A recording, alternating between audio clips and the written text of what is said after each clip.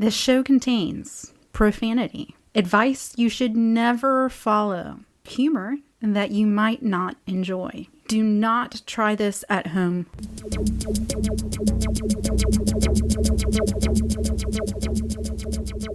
Greetings, Pox and Puss listeners. My name is Pox Holiday, and sitting about 300 miles away from me is Puss in Boots. Welcome to part 2 of the Baltimore Jack experience. If this is your first time listening to our show, do yourself a favor and go back and listen to part 1. It's called Baltimore Jack Eats an Entire Chicken. If you enjoyed the first episode with Jack, you're going to love this one as well. We take a phone call, we talk a little bit more. There's some Earl Schaefer stories, Bjorn stories for those of you who are familiar with him. Basically just a continuation of the great discussion we were already having with Jack. Okay, we also talked about last week that we were going to do a crowdfunding that's going to launch on Saturday.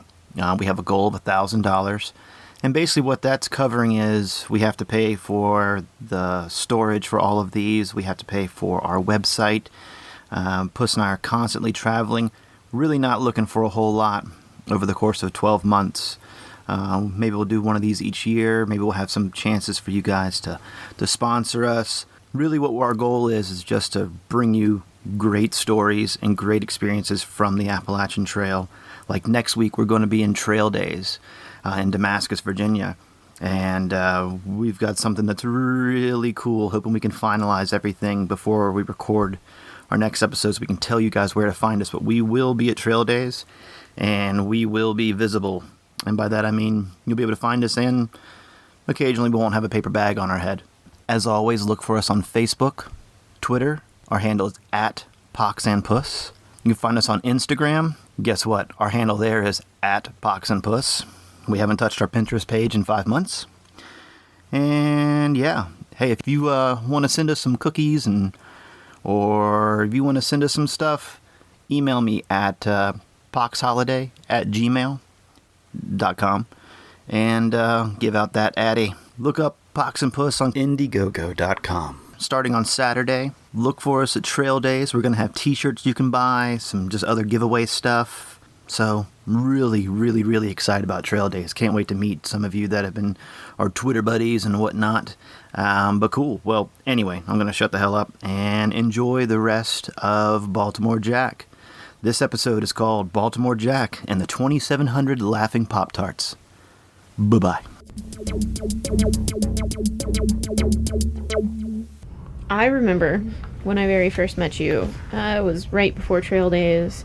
I was wondering if you would speak briefly about Trail Days and what it is. We've talked about it, Sure. but I don't know that we've actually gone into it very specifically. Mm-hmm. But then on top of that, when you sent me into the woods and said, I'll see you at Trail Days in 3 or 4 days, if you see a red blaze, take it. Oh, sure. Tell us a little bit about Billville. Oh, well, first you asked me about Trail Days. Trail Days, of course, is a big hiker festival. It's the middle of May, usually the weekend after Mother's Day. It's the largest backpacking hiking event in the eastern United States. And it's in Damascus, Virginia. It's great fun. It is reputed to be just, a piggish drunken fest. And certainly for some people it's probably just that. But on the other hand, I know older people that go there. I know people that hiked a few years ago that show up with their toddlers. I have friends that don't drink and don't party. Trail Days is what you get out of it, the same as the trail is. It's as social as you want it to be.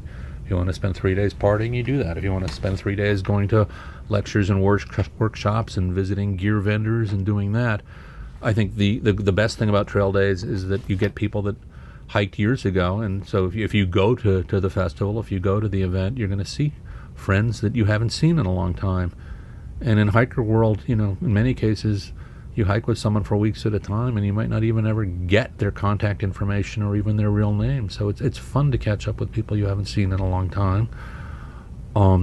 It's funny, as I get older, and a lot of my friends married late, so I'll go to Trail Days and I'll ask people where they're camping, and half my friends are now in dry camp or toddler camp or Yeah. geriatric camp, which is fine because I'll be in a combination of all three of those, the diapered adult camp, which is fine, because it comes to us all.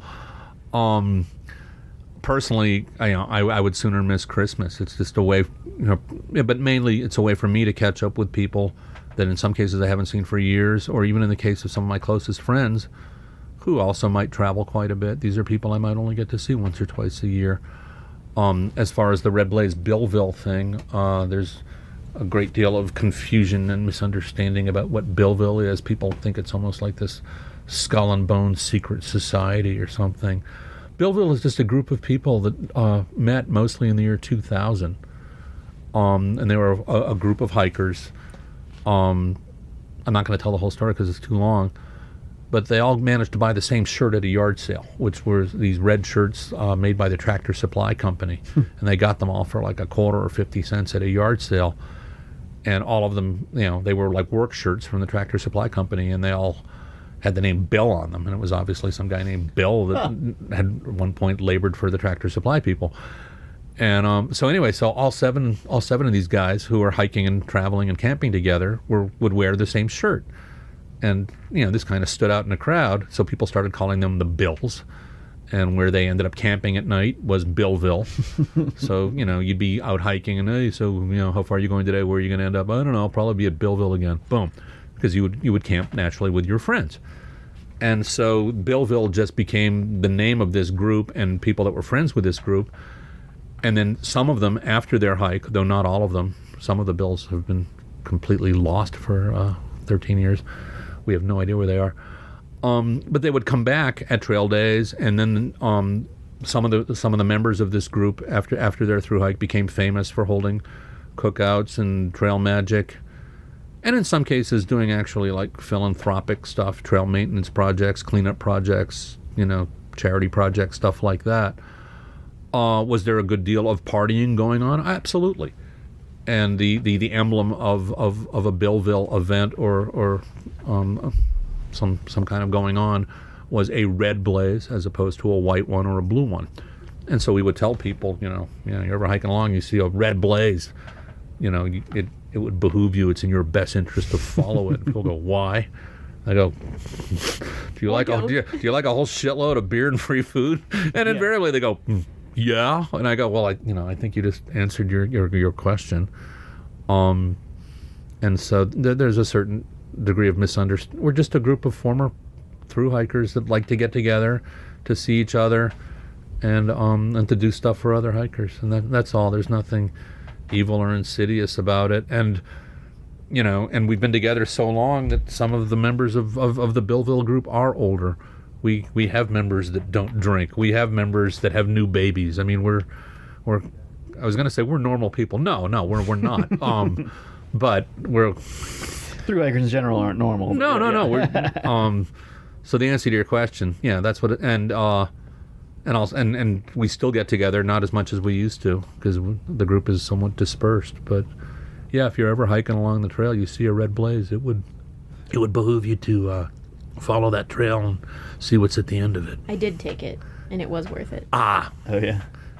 Two paths. And you live to tell the tale. I live to tell the tale. There you are. Yeah, marvelous. Nice. Hey, this is John, a.k.a. Lumberjack. I thru-hiked the AT in 2003. I met Baltimore Jack a couple of times. He's a great guy. Really appreciate the advice he gave me a few times. Helped straighten me out at the beginning. I got a quick question for you guys, if you could ask him. How did the lasagna dinner tradition start? Anyway, love the show. Thanks, guys. Bye. Wow. How did the lasagna dinner start? I like to cook. And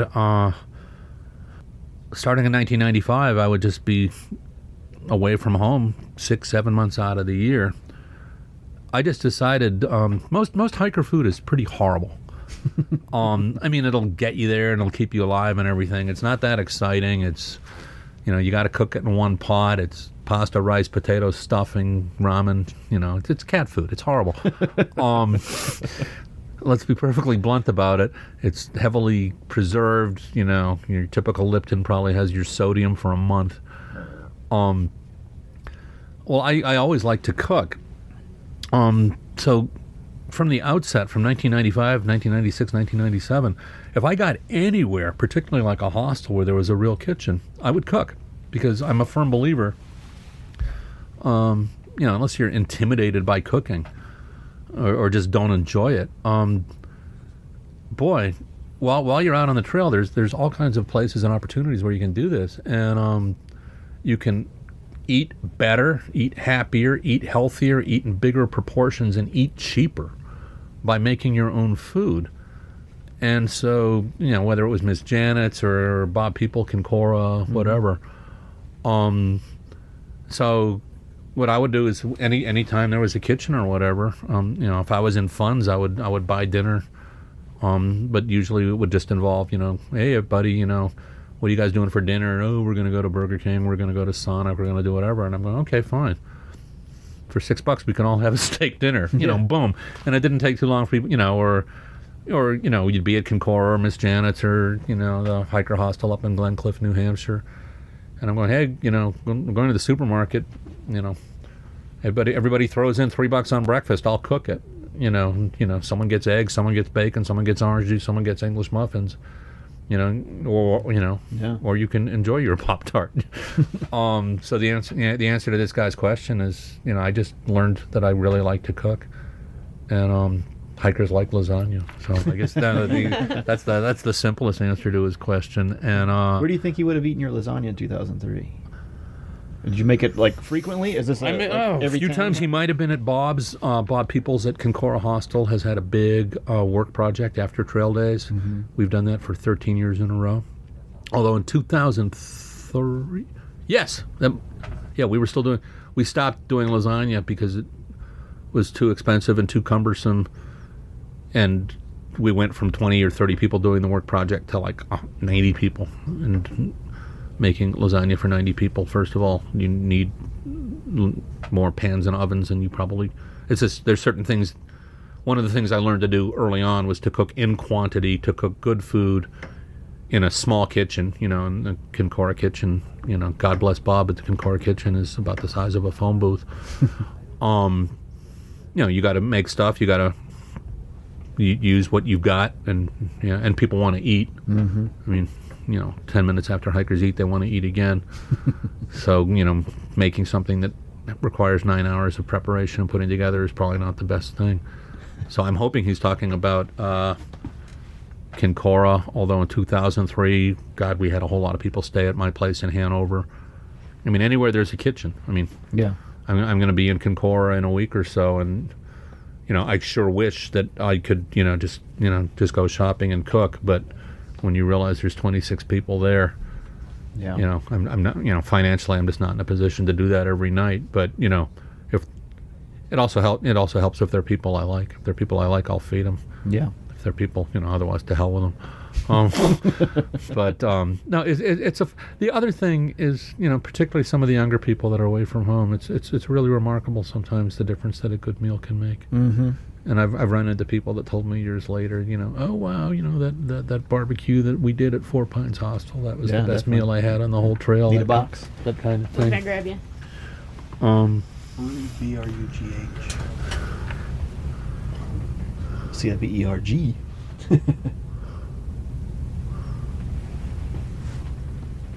What was the last name? Berg Ballard. B-R-U-G-H. Brug. Oh, I see it's over there. It's in the cheese nips. Yeah, look at the cheese nip box. Yep. Yeah, that came in a couple days ago. Thank you, sir.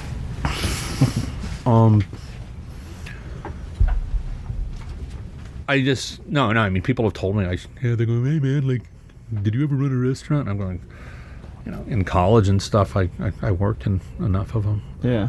No, I like feeding people. A lot of people said that I've got this Jewish mother thing that they'll be at a hostel and I'll run around making sure they've had enough to eat. Are you a good? No, you told us earlier you've learned how to delegate as far as being in the kitchen. Is that something that took a little while?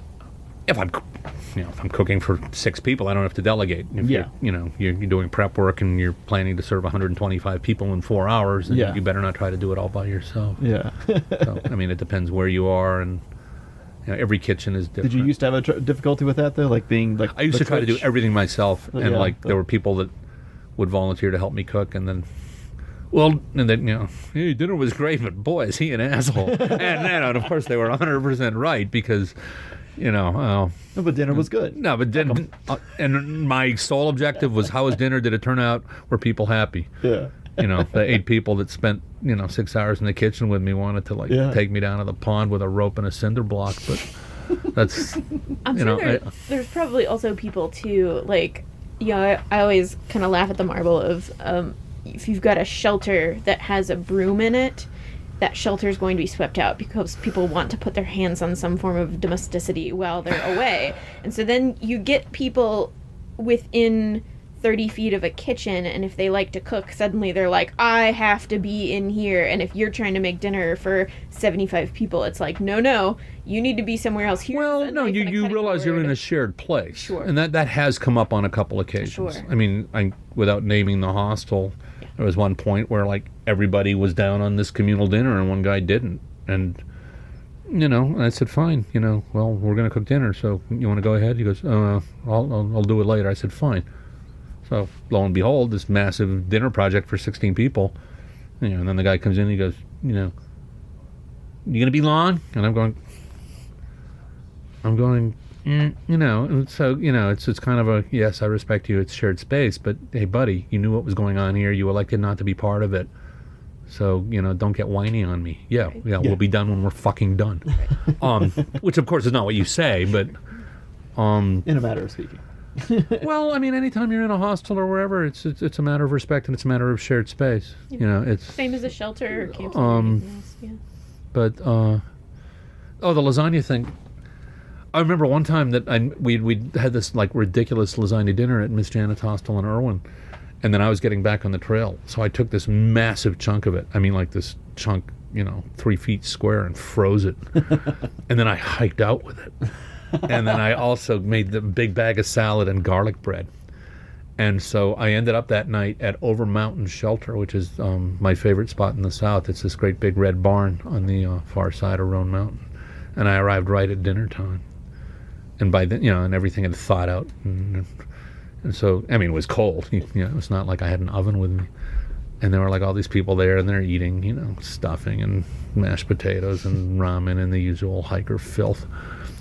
and I'm going, oh, hey, anybody still hungry? And they go, yeah, what do you got? Boom.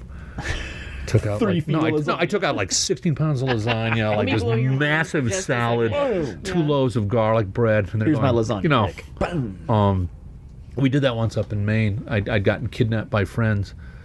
And we had a tradition that if you went into town and then got back on the trail, you would always bring treats for other people. So that I couldn't stay with my friends because I had family visiting. But so we went and had dinner and did all this marvelous stuff, and then they dropped me back at the trail, and I had to walk a mile to get back to the shelter, which was Piazza Rock near Rangeley, Maine. Mm. And once again, everyone's sitting there eating cat food and whatever hiker filth they were eating.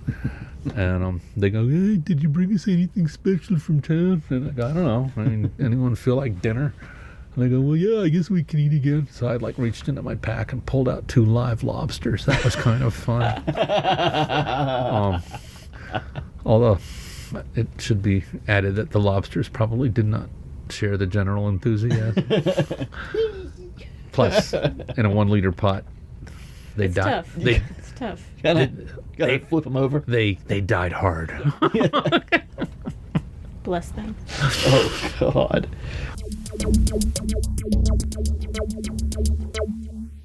What's your favorite section of the trail? Wow. I mean, I have a bias for New England because that's where I learned how to hike. My favorite place in the South is Over Mountain Shelter, the Big Red Barn, on the north side of Roan Mountain. My favorite place up north is a mountain called Avery Peak, near Stratton, Maine. For sheer beauty, the entire state of Vermont, probably. Mm-hmm. I think especially for people from the Midwest or the South that have never been there, a lot of people come to think of Vermont as one of, as long as it isn't like pissing down rain for 10 consecutive days, which happens quite a bit. If I was going to go out for a short period, I love the area around Hot Springs, Max Patch Mountain. I mean, everybody says the Grayson Highlands area north of Damascus, and of course that's spectacular. The Roan Highlands area between Irwin and Kincora Hostel is spectacular. Yeah. The 20-mile stretch between Catawba, Virginia, and Daleville, Virginia, which includes McAfee Knob and Tinker's Cliff. You know, so, you know, when people say, what's your favorite section? I'm going, are we talking day hike, a week, Right. whatever? What state? How long? Yeah, Right. Exactly. You know, it also depends what time of year, because this is something I discovered now that I no longer through hike, but do a lot of big, long sections. The great advantage, I mean, obviously it's kind of bittersweet that you're not part of the, quote, you know, thru-hiker culture and thru-hiker experience. But one thing I discovered about section hiking, and it drives me crazy, by the way, when thru-hikers get snobby or highfalutin. You know, I've seen people be rude to section hikers and imply that they don't belong in shelters and they're left out of conversations. And I will not tolerate that kind of assholic behavior. Every thru-hiker was a section hiker once, and every thru-hiker is fated to become a section hiker again. But one of the neat things I discovered as a section hiker, you get to pick where you want to go. You get to pick when you want to go. Because the reality is that, you know, in some cases as a thru-hiker, early August is the perfect time to be in Vermont. You know, third week in September, perfect time to be in Maine. Second week in July, really shitty time to be in central Pennsylvania. So it doesn't always work out. But when you section hike, you can pick where you want to go. You can pick when you want to go. You can pick how much time you want to do it. I mean, there are sections of the trail, you know, the one that comes to mind is like right around Grayson Highlands Park, you know, and you realize that as a thru hiker, you might have done this section in 3 days. Well, now I'll go out and do that section, but I'll spend a week there. And I'll take side trails and, you know, because, you know, you think how many times as a thru hiker you come to like these great places and, I wish I could have stayed at all of them, but it would have meant doing a whole bunch of 6 mile days. Well, the great thing about doing a section hike is you can plan on doing 6 mile days, because when you're a thru hiker, you know, you get all the time, you go, wow, I'd really love to stop it. It's 2:30 and it's too early. I've got to make more miles. When you're section hiking, you know, assuming you have enough supplies, it's like, you know, and I tell people this when you know, and this is one of the key things I tell thru hikers. Most people don't do this more than once. You know, life is not a dress rehearsal. This is your show. When you get to a place, well, I hope you enjoy it, and I hope you take pictures, and I hope you remember it, because in all likelihood, you might never be there again.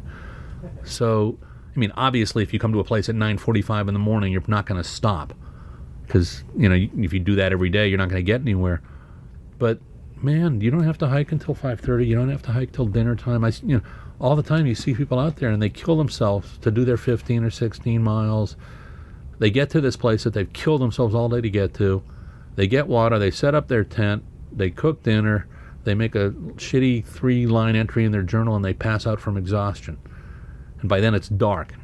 So how much do they enjoy this beautiful spot that they've killed themselves all? So I'm going, so I've got this thing now. I don't hike after 4 in the afternoon unless I want to. And luckily, I'm an early morning person. You know, if you start early, you kind of own the day. You want a big-ass day, you get one. You want a normal day, you get one. You want an abbreviated day, you get one. You know, you start early, you own the day is yours, you can do what you want with it. You start late, the day kind of owns you. So unless you're willing to, you know, hike to dark and hike till exhaustion, you're not going to have a big mile day. But I like to bang out all my miles, get done by 3 or 4 in the afternoon, and then hey, you feel like going a little further? Fine. But what I tell people, man, you get to a place at 3:30 in the afternoon and you go, holy shit, you know, what a beautiful place. There's a swimming hole. There's Pine Needle campsite. I tell these people, don't worry that you're 3 miles short on what you plan to do that day. You will find an ample opportunity to make up those miles later. Is there water there? Cool. You know, I go, no, I'm just going, you might never be there again. Why don't you stop and enjoy it? You're not out here to bang a time clock. Which is why when I see people with these crazy schedules, you know, telling them where, you know, I see, you know, and I go, oh, this is where you're going to be on, you know, day 132 at 4 in the afternoon. And I go, you know that for a fact? They go, yeah. I go, I don't know what I'm going to fucking have for dinner tonight. How the hell do you know where you're going to be on, you know, 4 in the afternoon on day 132? Yep. And if you have a schedule like that, one of two things happen. You either drive yourself absolutely crazy making sure that you conform and adhere to that schedule, and consequently you don't have any fun, or you realize you're not going to adhere to that schedule, and then it'll drive you crazy. And we see people come in here, I'd really like to stop, but I got to keep going. I can't fall behind my schedule. I'm going, yeah, you can. You know, because of course at the beginning of the trip, you know, what with weather or not understanding how tough the section might be, It's much, much more frequent for people to fall behind their schedule at the beginning than to be ahead of it. We're sitting in a storeroom right now that's full of hiker boxes, and a lot of them say, ETA 418, ETA 420. My dear, some of them say ETA St. Patrick's 12. Day. Yeah, exactly. I mean, yeah, like some of them are not going to be collected. And I also Let's crack into those. Yeah, I mean, like No, we do not do that. We wait until people contact us, and assuming they pay the shipping, we will make sure they get reunited with their mail. I understand that. How long does it take how many miles are we from Springer right now? 30.7. 30.7. So that takes most people 3 or 4 days. 3 to 4 days is correct. So they roll in here, and there is, they know what day they're starting, so they know about what day they're going to get here. But, there are people that have that mechanical schedule the whole way, and I'm sure for hundreds of them it works very well. But I also think there's something to be said about, if you were bound and determined to hike 17.1 miles this day, but 2 miles short of that you found this beautiful pine needle tenting area. What's to be said that you wouldn't wake up earlier the next day feeling refreshed and different things work with different people. Exactly. What I would do the night before and then again in the morning of, I would look at my books and maps and charts, and I'd make an approximate. And I'd have what I called my EOD, which was my end of day destination. And if I achieved it, great. And if I achieved it at 2:30 or 3 in the afternoon, then I would reserve the option of doing a little bit more to make up perhaps for a day in the future when I did not make my planned destination. But in addition to having a planned end of day destination, I would also look to see what was 2, 3, 5 miles ahead of it. So I think in all things people should be spontaneous, and just kind of let things happen. If you try to orchestrate and map everything else out, first of all, it isn't always going to work out. And second of all, some of the best things that happen are things that happen to you accidentally. Yeah, serendipitous you occasions, can't, you can't map it all out. The package thing's kind of interesting. On my first thru-hike, I think I had 33 boxes of food. Yeah.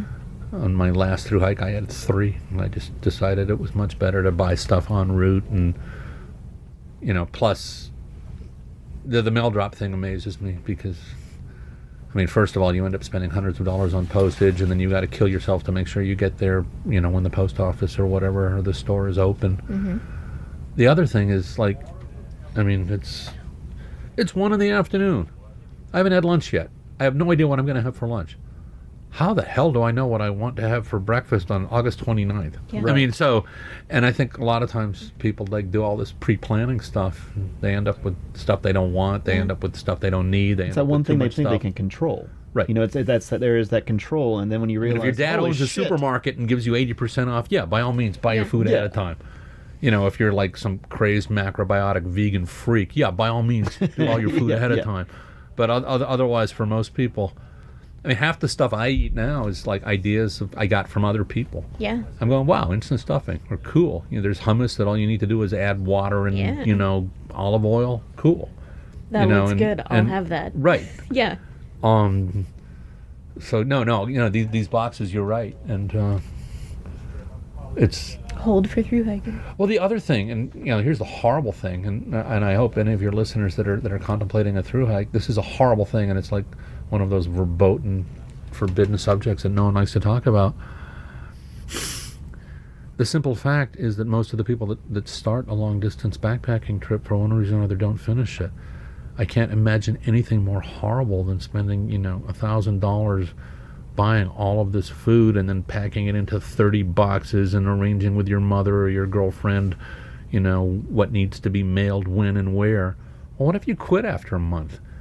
Then you got 25 boxes of horrible shit that you don't remotely want to eat, Constant and that's all that's going to do is sit and mock you about your inability to finish your dream. So it's the worst ramen ever. Do you really want to end up with 2,700 Pop-Tarts that are laughing at you? It's just title of the episode right there. That's a good one. No. So the other thing, of course, is what we talked about earlier with the proliferation of information and people. there are more places than you might think where you can buy food, and it might not be great, but there's certainly places where you can get a day or 2 days worth of food until you can get to a real supermarket or something. So I think unless you're on a specialized diet or something, you know. Have you ever come across people have asked us about trail names. We have people call in and ask, like, you know, oh, do I get my trail name out there, show up with one? Kind of like you. I'm kind of 50-50. I got the chicken pox a week before I was supposed to start in 98. And so it wound up started me a week later than I was supposed to. So it was 2 weeks after I got chicken pox. So it was kind of like pox. Okay, that's a good one. It's not bad. And then I wound up actually just past here, almost a Wolf Laurel Top. I got the holiday portion because I had been quoting Doc Holliday lines from Tombstone. So it came Pox Holiday. And so it's kind of like, you know, names depends on, you know, sometimes you get them out so here. So you were quoting Val Kilmer. Like nonstop, because I had two movies in 1998. I had Tombstone and I had Braveheart. I'm still right here, Huckleberry. Yeah, kind of like that. Yeah. One for the each of you. That's why, darling, you're not wearing your bustle. No, yes, I am familiar with the motion picture. So it would appear that at one point in his life, Mr. Ringo was an educated man. Yes. Okay, I'll stop now. No. Remember what I said earlier about knowing every movie that came out? Yes. And all I could throw was Ghostbusters, like a D-bag. Yes. But yeah. So, you know, it seemed to me there were a lot of names that just constantly come up. You've got bear. You've got a wolf or a lone wolf or lobo. Moose. Bear names. Moose, yes. Yeah. Butterfly. Hellbender. Faux Native American names. Okay, if I meet another dream catcher, I am going to throw up. Okay. Yeah. Good. So any type of faux Indian, you know, dances with, you know. Yeah. They're invariably nature-type Native American names that regrettably always end up sounding like some sort of feminine hygiene product. No, I mean, if this is the trip of your life. If you want to be known as Summer's Eve, that's fine. Exactly. But or Misty Dawn or some ridiculous, you know, it's like, let's see, any Grateful Dead name needs to be banished. One year there were 3 Ripples, 2 Sugar Magnolias, 10 Jack Straws. You know, Casey Jones's. Sometimes there's a cultural phenomena that, you know, so there were, you know, one year there were 14 Highlanders, one year there were 9 Bravehearts, you know, that kind of thing. Yeah. I bet a couple of 2-pack s'mores instead of 2-pack Shakoors. The horrible one, this is kind of funny, was when Lord of the Rings came out. And of course, for many reasons, hikers read a lot of Tolkien. And so I met this guy once, and I mean, we were just astounded at how many Bilbos and whatever we met. So I meet this guy, and I go, hi, and he goes, who are you? I go, I'm Jack. He goes, you Baltimore Jack? I go, yeah, I'm Baltimore Jack. Who are you? He goes, Gandalf, 17. And I just cracked up laughing, because at least he was good-humored about it. Yeah. And I go, Gandalf, 17 is a great trail name. Gandalf, not so much. Yeah. So there's certain trail names that need to be utterly and banished. You know, every year there's like some 6'6" guy. He's, you know, long stride, you know, or that's like really original. Has there been a good one this year you've heard yet? I'm trying to think of my favorite trail names of all time, and some of them are unprintable or even unsayable. I met this marvelous woman in Maine once, and I mean, we'd started around the same time, but we'd always been hiking around the same time, but we never met. And so I just, you know, we're at the picnic table, or I said hi. I said, I'm Jack. She goes, yeah, I know who you are. And I go, and you are? And she looks at me. She goes, little dirty barn monkey. And I just cracked up laughing. And I'm going, that's good. Little dirty barn monkey. And I have a friend whose trail name is Sleepy the Arab, which is marvelous. Yeah. Because one time I guess he fell asleep in a shelter or a hostel with some towel over his head. Yeah. And but Sleepy the Arab is just a great trail name. I mean, there isn't going to be another one. When I think of another hiker trash guy is Wee Willie Prince of Wales. Wee Willie Prince of Wales. Is he still around? Of course he is. Okay. Every now and again, they're horrible trail names. I mean, I hiked with a perfectly nice guy, and he was just informed that if we were in town, he was just not permitted. I mean, we're just saying, don't tell people your trail name. You can't hang with us if you do that. He goes, that's my trail name. And I go, I don't care. Because we just had this horrible image of, like, you know, meeting some little old lady in town that maybe wanted to, like, take us home and feed us dinner or something. Mm-hmm. Oh, do you have one of those cute, you know, nicknames, son? And we just had this vision of him going, yes, ma'am. They call me Breakfast Enema. And I'm going like, and I'm going, that is completely 100%, you know, unacceptable. Yeah. Just call me B.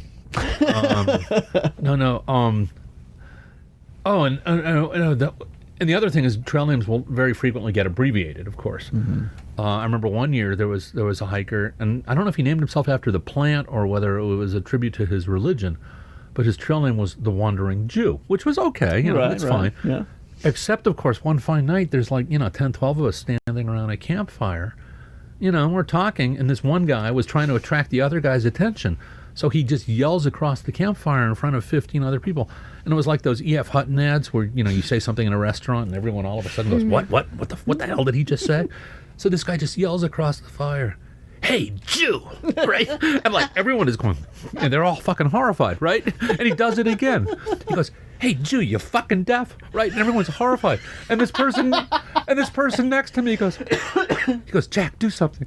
I can't believe that they're talking to that guy like that." And I go, "It's his name." You mean Jew? No. No. So when you, in the old days, most people, a trail name was given to you based on a character trait or something outrageous that you did or something that happened to you. I would say 99% of hikers now are not christened, but they choose their own. And it usually works out. What I tell people is if you're ever given a name that you don't like, you don't have to keep it. Yeah. Don't answer to it. If you answer to it, you kind of own it. Yeah. I mean, and I've seen some horrible ones. We hiked with some medical or doctoral student once, and we were in North Carolina, and we took a break by the side of the road, and he walked down the road and went around a corner to take care of a need of nature. And then he comes thundering down the road 5 minutes later going, Jack, everybody grab your water bottles and come with me. And we're going, okay, fine. Well, it turned out the poor miserable son of a bitch had taken a dump and instead of burying it, decided to burn his toilet paper. And in the process started a small forest fire. Well, no, this is entirely a true story. Yeah. And his trail name just became Shitfire, and there wasn't anything he could do about it. And I mean, it's a funny story, but this is like a trip of a lifetime. Do you really want to be known as Shitfire or Breakfast Enema? I mean, it's just like. Yeah. What were the two girls? When I was on trail, there were these two sisters, and they were very attractive sisters, cute blonde girls. And when I met them, I said, "Hey, I'm Puss in Boots. What's your name?" And they both sort of hung their heads, and they were like, "Well, we just got our names and we don't really like them." And I was like, "Well, then don't go by them." Don't answer and they were like, "Well, they've kind of stuck already." And I'm like, "Well, what is it?" And they were like, "Roach and Scabs." and they went by Roach and Scabs the rest of the trail, but I think it was states before they owned it. Up until then, every time somebody asked them what their name was, or they were like, I even think they signed some shelter registries regrettably Roach and Scabs or something like that. And it's like, I think sometimes people don't, but I think sometimes people end up embracing horrible trail names. Exactly. And if it works out for them, Sure. guess what? That's their business. I know There was a young lady one year who was known, or at least suspected of being rather liberal with her favors. And her trail name became Oreo Slut, which pretty much explained everything. But Sure. It turned out it didn't bother her. Yeah. There was another young lady who was hiking who was really young. I mean, either just out of or perhaps still in high school, and her trail name became Trailbait. Trailbait. I've heard that one. Which was brilliant. It Yes. succeeded on every level. Yeah. Unless of course this happened to be your kid. Yeah. Well, Trailbait herself, I believe when she started. It should be pointed out that there has been more than one Trailbait. Sure. So we're not talking about one person. Exactly. And Exactly. this will be off the record. Just this is off the record because you're a hike and this is what you get. Along those lines, names that you don't necessarily seek out, but they find you. Mm-hmm. There was a young lady a few years ago who just kind of disappeared from the trail, and I don't know whether she got off to meet friends or got off and met a new friend, so I'm not passing judgment on her. Mm-hmm. But she'd left a bunch of her gear and stuff and just disappeared to the point that people were actually concerned about this. Sure. Yeah. And it wasn't like she was gone for an afternoon.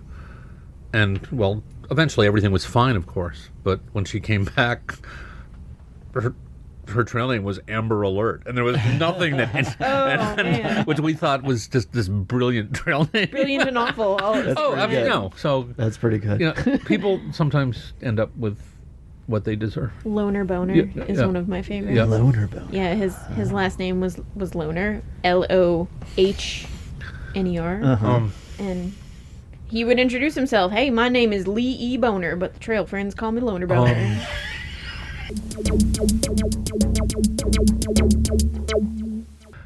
I never. It's so funny because the whole trail name thing was pretty firmly in place by the time I started hiking. No one really knows when it started, although they think it was the earlier mid '70s. Before then you were, Fred or, Tom from Philadelphia or whatever. Yeah. And then I've talked to pioneer thru-hikers. They seem to think it was not the '60s, but in the early to mid '70s. Yeah. And now everyone's got one. I hiked in the year 2001 with a marvelous. There was a marvelous woman out there hiking from Britain who absolutely refused to embrace the trail name thing, and she was very strident and opinionated about this. And people would ask her a trail name, and she would go Emma, and they go, well, just Emma. She goes, right, just Emma. And they go, you don't have a trail name? No, just Emma. You don't want it? It's Yeah. And she just thought that the whole trail name thing was this horrible, stupid, phony affectation, and she just wanted nothing to do with it. Well, this was fine, except one fine day we showed up at a shelter in New Jersey, and apparently some friends of ours had been there, and they knew we were like real close on the trail, and they'd waited for a while. Well, this is the register entry that was in there when we got there. Well, we hung out for like a couple hours because we heard that Jack and Just Emma were right behind us, and right, and so of course my friend Emma's reading this, and she's like, bullshit. And someone else sits there and goes, what? And they read it, and they go, I don't see anything wrong with this. Like, she goes, look at that, look what they said. Right? And they go, what? And they go, well, isn't that your name? And she goes, no, it is not my name. And they go, well, what is your name? And she goes, Emma. And the guy goes, Emma? She goes, right, Emma. And the guy goes, just Emma? She goes, yes, just Emma. And the guy goes, well, that's what it says. Yeah. Right. And It's almost but always no, a just but she something out did there. not want to be known as just Emma. Box number 3. Looking for Ferguson. There is a Oh, Ferguson. yeah, we saw it came in Ferguson. 3 days Yes. ago. No, yes. One little box. Sounds great. Thank you, guys.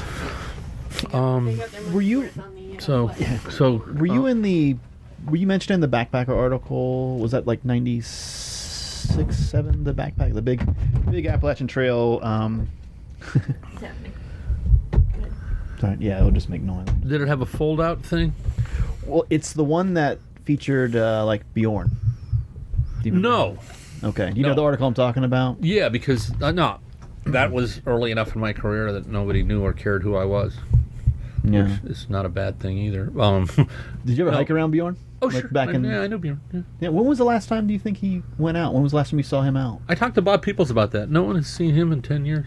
Yeah. Don't know if he stopped hiking. I don't know if it was a health thing. Yeah. I mean, there are people that leave the trail. yeah. Well, because I knew he, and one of the big trail books for years was put out by Wingfoot Yeah. Dan Bruce, and he Gone. has withdrawn from the trail and has no interest in the trail, and everybody wishes him well, but that was just this was a part of my life for years, and now it isn't, and so there are people that become connected or affiliated or associated with the trail for years, and I think in most cases, certainly in terms of keeping up with trail friends and stuff, there are people that stick with it. Mm-hmm. I know people though that don't show up at trail events, that have no interest in trail days or whatever. Yeah. Yeah, he just seemed like he was one of those guys that was going to be his life, for a while. Like, he was going to be out there every year. Yeah, so I didn't know if, people- like I said, life changes. Life and changes, people change. Life gets in the way. Life gets in the way. I mean, I know people that were like, just crazy trail people years ago, and now they're 36 years old with, 3 kids. Yeah. Now they're, trail bait becomes soccer mom, that kind of thing. It's, which is fine. I mean, if that's what you want to do. Yeah. Yeah, he always had the Yeah, best story. yeah. I started on Springer Mountain with an ounce of weed, a case of beer, and a half gallon of Jack Daniels. And it was like, that's the beginning of this article in Backpacker in 1996, like his little soliloquy. And then he had, like, since he was Bjorn out of The Hobbit, he had like half of The Hobbit memorized. And he was also like, could barely fit through that door. I'm Bjorn, hear me roar. He didn't. Yeah, I knew him for years. He stopped speaking to me after a while. Really? Yeah. He gave some reading at Trail Days, like the talent show. I think it was the Henry V's oration to his soldiers. Mm-hmm. And Yeah. I spent a good deal of my life studying 15th and 16th century English literature, and I made the horrible mistake of telling him it was the worst public reading of Shakespeare I'd ever encountered in my entire life. To which he said, "What the fuck do you know?" And the conversation kind of went downhill from there. So, well, he had his thing. no, I certainly wish him well. Oh yeah, he had his thing where he would, he was kind of talked down to hikers until they got to Damascus, and so I met him at somewhere in the Smokies, like right before you get to Rocky Top. Okay, he was arguably the biggest pain in the ass in the history of the AT. Oh yeah. Okay. Oh yeah. Just so we're on the same. Yeah. No, just so we're on the same page here. Oh yeah, no. Trust me, I understood. And then it was just like, oh my gosh. And then finally, it took a couple days off and got to Damascus. Went to Boone to visit some friends. Came back and sitting right there in the pizza parlor. There he is. No, he kind of vanished into the mist. Hey, Pops, how you doing? Let me buy you a pizza. No. Like, damn. All right, I'll take it. Somewhere out there, someone is giving horrible readings from Henry V. No, I wish him well. And eating lobster in Maine. I think that was his thing. I wish him well.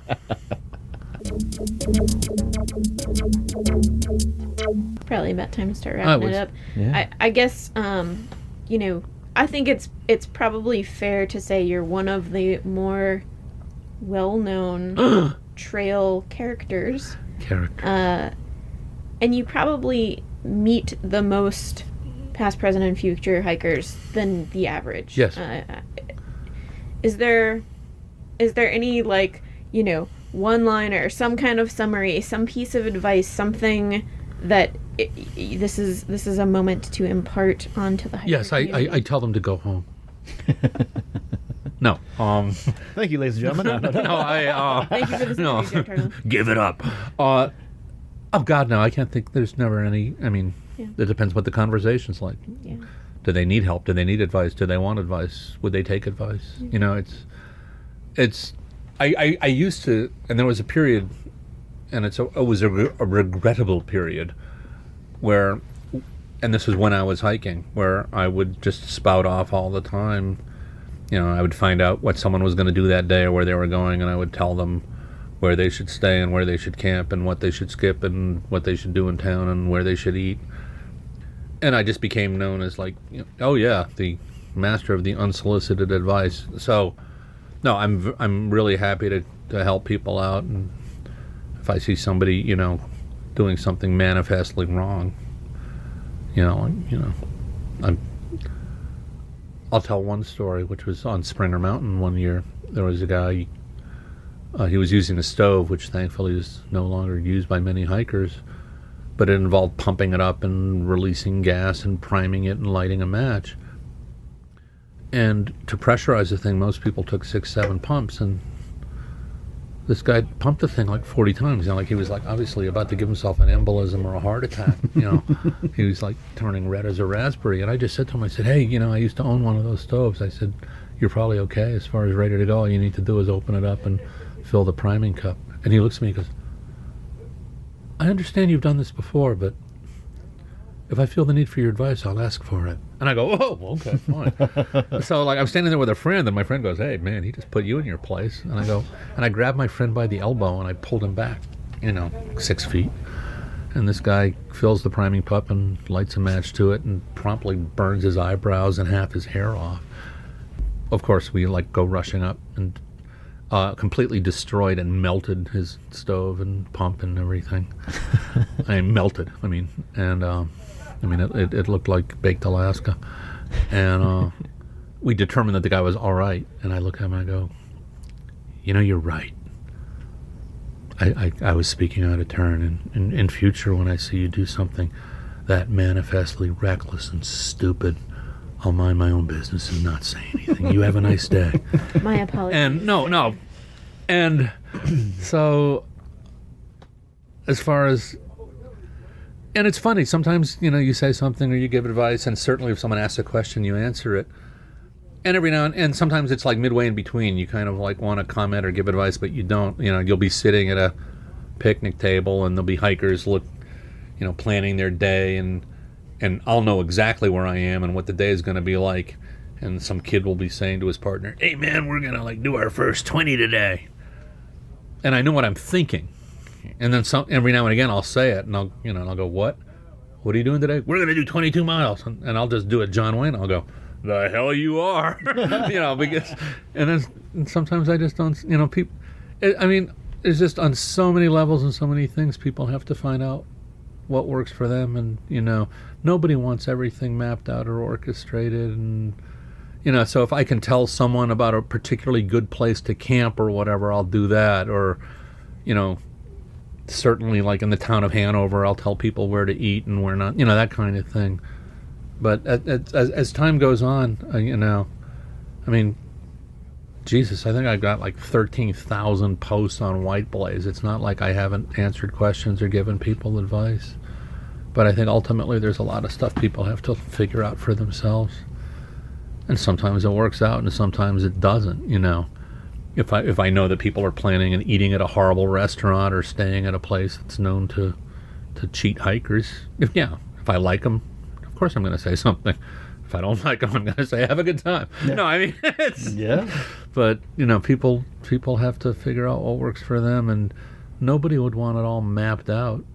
Hello, these are the 212 things you're going to do today. I can't, and there are people that that's how they hike, or they sign up for group-led hikes where someone pretty much orchestrates what they're going to do and where they're going to go and where they're going to camp. You know what? At the end of the day, that's their choice, and if that works for them, that's fine.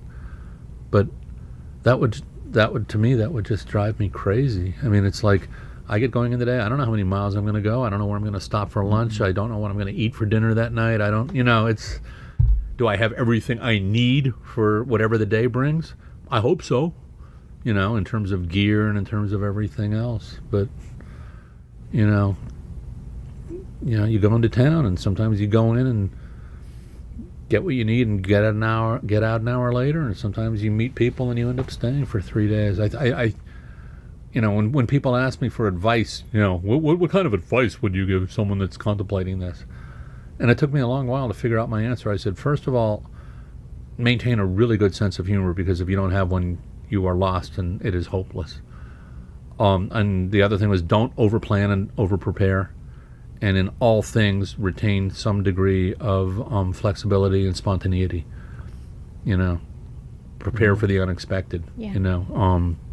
Because it's going to happen, and sometimes the unexpected things will be good things, and sometimes surprises, and sometimes the unexpected will be things that you're going to have to find a way to cope and deal with. Mm-hmm.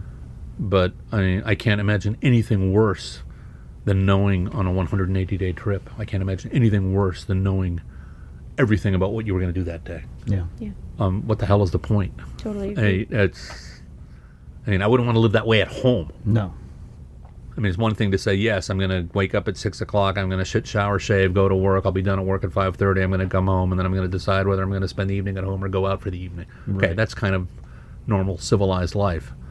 So I understand that in some degree you know what you're going to do each day. But, the whole thing about an outdoor adventure, an outdoor trip is, hello, let's go see what's out there and see what happens. Mm. So if people want to get in touch with you, what's the best way to do it? You don't do Twitter.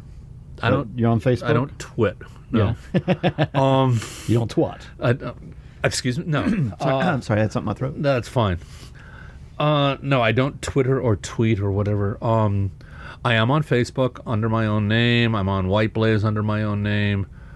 I'm a little old-fashioned about the internet. I love the internet. It's a great way to exchange information. It's a great way to find people that you haven't been in contact with for a long time. And on Facebook and whatever, I've heard from people that I haven't seen in years. I don't like the anonymity of it. So actually, I'm fairly easy to find on the internet, because every single thing I've ever posted on the internet on a AT site or elsewhere has my real name on it. Mm-hmm. That way, it's kind of a good way to count to 10, because you realize that once you put something out there, it's out there. Mm-hmm. I would never say anything on the internet that I wouldn't be willing to say in public to someone's face. Unfortunately, just the way the internet is, you realize that you're trying to have an intellectual discourse with some 40-year-old guy in his pajamas living in his mother's basement who feels happy cursing out strangers from 900 miles away. Yeah. Well, there are people capable of doing that. I'm not one of them. So, I know I'm fairly easy to find. If anybody And no, I mean the Appalachian Trail Conservancy, they have a list of people that are willing to talk to prospective thru-hikers. So I get mail year round. Yeah. And a lot of it is fun international stuff, trying to tell somebody from very far away that they don't have to worry about lions or tigers or whatever. And excuse me, that sometimes those people aren't from very far away. Sometimes those people are from Tennessee. So that wasn't like a foreigner joke or anything. Lions, yes. Tigers, no. Hell, we get the stuff that we look through people's packs here every spring, and the type of stuff we take away. Every gun, bayonet, brass knuckle, machete. The machete thing's fun. You have to tell people that the anaconda problem in North Georgia is greatly exaggerated. Chupacabras, however. No. The answer to your question is I'm always willing to talk to anybody, and some of the best mail I get. Sometimes it's personal mail. Sometimes it's. I'll show you one in a minute. I mean, I'm sorry we're not on camera, or I would hold it up. I'll get completion photos and. Oh, nice. And it's sometimes it's, hello, I enjoyed meeting you, and sometimes it's you really helped me out or did whatever. Nice. And I think every single person that did the trip. I mean, nobody does this alone. You have a support group at home, and you have a support group of other people that you're hiking with, and you have a support group of people that you just meet that aren't hiking at all. But I don't think any man or woman that spent any significant amount of time on the trail would ever say that they did it all on their own. Because one of the reasons that I like to come down here every year, I just love meeting the new people. They're the most positive people in the world, and if I can do anything to, once upon a time I didn't know jack shit, and once upon a time people helped me a great deal. And if I can help people on the way down the trail, it's something I really enjoy doing, and once in a blue moon you hear back from them, and it'll make your day. Nice. Hey, that's a wonderful button to put on this. Well, thank you so much, Jack. It's been awesome sitting down with you. But yeah, I mean, it's still on. That's fine. Okay. No. This was fun. And we still have part of the rider of your contract was to bring you a New York Times. Ooh. And we have an Asheville Citizen Times. There, we couldn't find Asheville one. Citizen Times. It's a deplorable newspaper, but I appreciate the effort. But we do have the whole bowl of blue M&Ms only, like you asked for. No. That's funny. No, because I've gone online as saying that anyone that visits me, they go, hey, can we bring you anything? And I go, yeah. I was like, it usually involves either Knob Creek bourbon or a New York. I'm old-fashioned in that. I also, because of my background, I'm just a newspaper guy. Yeah. When I lived as recently as a couple of years ago, I would read 6 newspapers a day, which admittedly, I mean, my friends pointed this out, that this was like a borderline OCD weirdness. Yeah. And I just said, well, I really like newspapers, and Yeah. That's perfect. Well, and I didn't know about Knob Creek because I emailed Jim to ask him. I said, what's Jack's brand? And he didn't get back to me. I think he's out doing something right now. So I was like, oh no, everything's fine. No, in Asheville Citizen Times. No, it's funny because we are living, I will not say a cultural backwater, because I really like North Georgia. Yeah. But I like my Sunday New York Times, and I haven't seen one in 10 weeks. I know, we tried. And no. Well, it's funny because in a couple of weeks I'm gonna be visiting friends in Tennessee, and we discovered this one supermarket in Elizabethton, Elizabethton, Tennessee, that carries the Sunday Times, and it's funny because they only get 4 of them. Yeah. And so you have to get there by 10 in the morning, or you're completely fucked, and they're sold out. Yeah. So and I've stayed with my friend that lives near there several times, and I only have one. I don't care what we do, where we go. I said, we are leaving the house at 8 in the morning on Sunday. Yeah. Because I will be getting one of those 4 New York. And it's funny because I've never found out who the other 4. I'm sure the other 4 people are fascinating. Yeah, there's one guy no, damn it. No. There's one guy. Well, no, it's like playing musical chairs on Titanic. Every Sunday somebody gets fucked. and I'm just like bound and determined that one person is not going to be me. Yeah. It's like, and I'll sit there, reading the book review or the magazine or the arts of films. I'm going like, somewhere out there, it sucks to be you. Yeah. There's the guy accessing his computer. Well, no. And then for a while, I was living in Hot Springs, North Carolina, and we would go into Asheville. Yeah. And there was a place that not only sold the New York Times, but that it would keep the Sunday New York Times. So if you got there Tuesday or Wednesday, Oh, wow. and like my friends would be going, "You just paid $6 for a 4-day-old newspaper. Like, what's wrong with you?" And I'd go, "You Gotta feed the just beast. don't know. You just don't get it." It's the times. So no, I am delighted that you were kind enough to remember my Asheville Citizen Times. Yeah. I almost got the Chattanooga to register as well, but I ran out of quarters. So somebody got a cheap one. We get the Chattanooga paper here. We get the Atlanta Journal-Constitution, which is a deplorable, horrible newspaper. I hope I can all leave of that you in? living in North, yeah, absolutely leave that in. And then about once every 2 weeks, someone gets me. No, a couple of people have actually come and visited, Yeah. and it's great. And I don't care if the thing's 3 or 4 days old. Although, you have to be kind of careful with your thinking with a 3-day-old newspaper.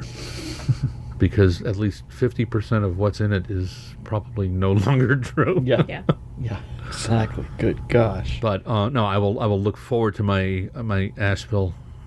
No, I think Cool. no, I mean it's a commie rag. No. I think knowing your enemies is important. But anyway, thank you for thinking of the Thank you so newspaper. much. No Yes. problem. Thanks for sitting down with us. Now you got to get back to work. Now get back to work. And, things are slowing down here, of course. You know, Yeah. the vast majority of northbound hikers have come through, but we're getting some every day. We get people that are just planning to go as far as they can go. We get an interesting one is people that are, planning to be out for close to 6 months, but they realize that for one reason or another, work-wise, family-wise, they have to start later. Yeah. You've got the graduation coming up. We've got graduation. We get some people that don't want to deal with winter. And an interesting phenomena is that there are people that will leave in May. They'll go to Harper's Ferry, but then instead of proceeding there all the way up to Maine, and if you start really late, you're not going to get there before the snow flies. But what they'll do is they'll take a little time off, a break, then they'll go up to Maine and start walking south. Mm-hmm. Because then they don't have that October 15th bad weather deadline hanging over their head. I mean, you can hike through the mid-Atlantic regions in New York, New Jersey, certainly Pennsylvania and Maryland, well into October or November. Mm-hmm. It's going to be cold and wet, but it's not going to be cold, wet, and life-threatening like, going through the whites in October, November, or,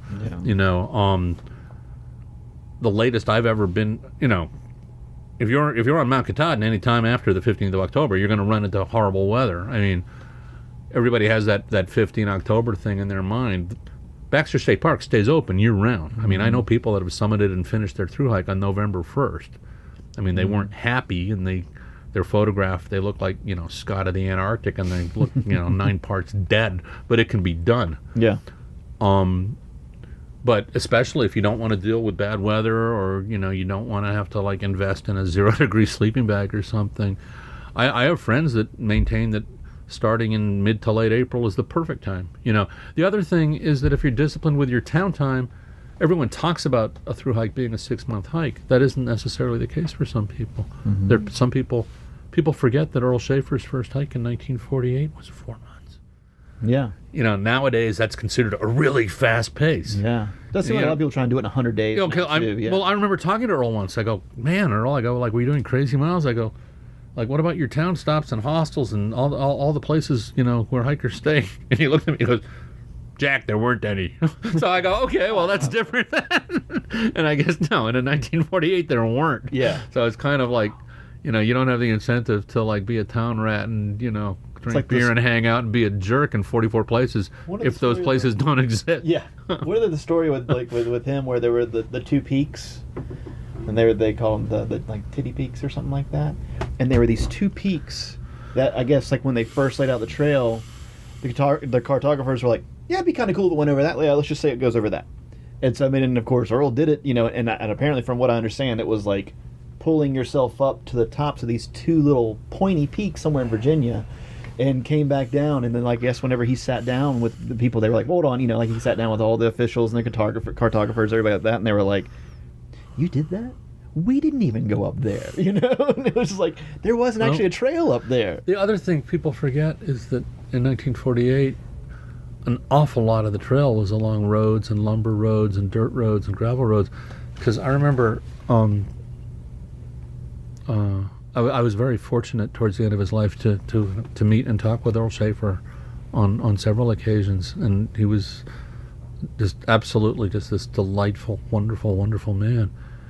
And he was famous towards the end of his life, though, for complaining about what had happened to the trail. And he thought the trail had been damaged and hurt and ruined. Well, you know, it's like Earl Schaefer, and you don't want to ever correct or even disagree with him. Right. In point of fact, what happened, and Earl was particularly talking about how different the trail was in 1998, 50 years after his first memorable thru-hike. Well, there was a great land acquisition effort, and the whole idea was to get the trail into safe areas that weren't going to be developed, because there were places, you know, where like a farmer might have let hikers go through his land for a zillion years. Then the old guy dies, no one's interested in farming, the kids inherit the land, and they want to cut it up, and all of a sudden what was beautiful, pristine, rolling farmland for 100 years is now a subdivision. Yeah. And the ATC and other trail groups, they saw the writing on the wall, and they saw that this was going to happen in many, many... So basically they bought up land and said, okay, let's do this now, you know, while we can. Yeah. And so I remember having this marvelous talk with Earl about where he talked about ruining the... He goes, oh, Jack, it's horrible what they've done to the trail. You know, in every single way, shape, and form, it's much more of a pain in... You know, he didn't say pain in the ass, because I never heard Earl use bad language. He goes, it's much more difficult. It's a whole lot harder than it was, you know, last time around. 50 years ago. And I finally said it, and everyone's looking at me and they're going, Jack, don't say it. I'm going... But finally I just said, Earl, of course it was easier in 1948. You were 29. No, I mean, like, good Lord. I mean, what wasn't easier?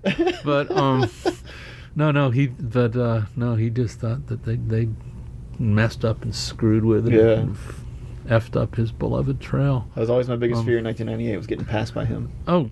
And so on top of Katahdin, one of the signs, we had a couple of cardboard signs we got from the bridge store. They just gave us old cardboard, and we all had our Sharpies out. And I summited with like 30 people.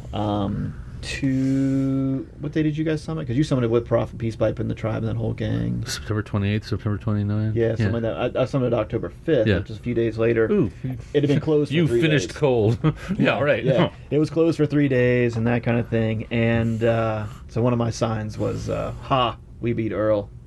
And people were like, who's Earl? And I'm like, that's horrible. I'm like, he's an 80-year-old guy. Yeah, right. Like, we beat him. Like, it was for us, it was like, oh, we beat him, thank goodness. Like, we just didn't want to lose to an 80-year-old guy at that point. It's like, I'm already finishing almost 7 months later.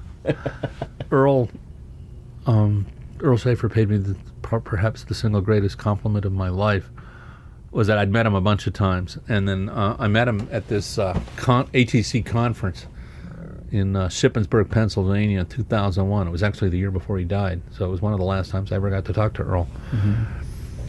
And, you know, we're sitting there having lunch and swapping lies. It was me and Earl and Bob Peoples and a bunch of other people. It was this great group. And I mentioned to Earl that we'd met several times, and he acknowledged that he remembered, and I pretended that he remembered me. And everything was great. And I told him that he had signed my diary, my journal. And I told him that I had it in a frame at home, and it said, to Baltimore Jack, a 3-time thru-hiker just like me, which is what he wrote. Oh, wow.